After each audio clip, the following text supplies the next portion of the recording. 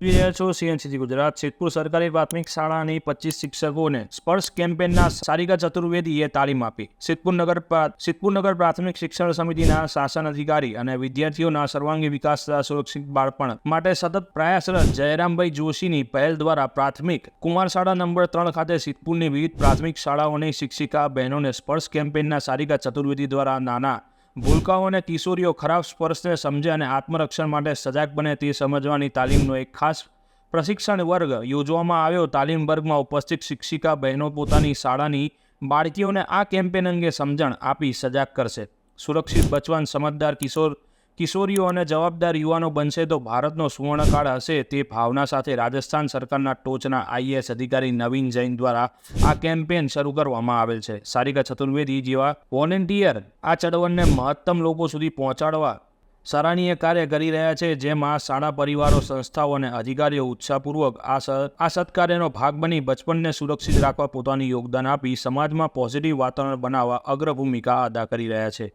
કાર્યશાળામાં ભાગ લીધેલ શિક્ષિકા બહેનોએ આ ચળવળને વર્તમાન સમયની જરૂરિયાત હોવાનું જણાવી તેની સરાહના કરી હતી અને ટ્રેનર સારિકા ચતુર્વેદી તથા શાસન અધિકારી જયરામભાઈ જોશીનો આભાર માન્યો હતો. રિપોર્ટર ધ્રુવ કુમાર દવે.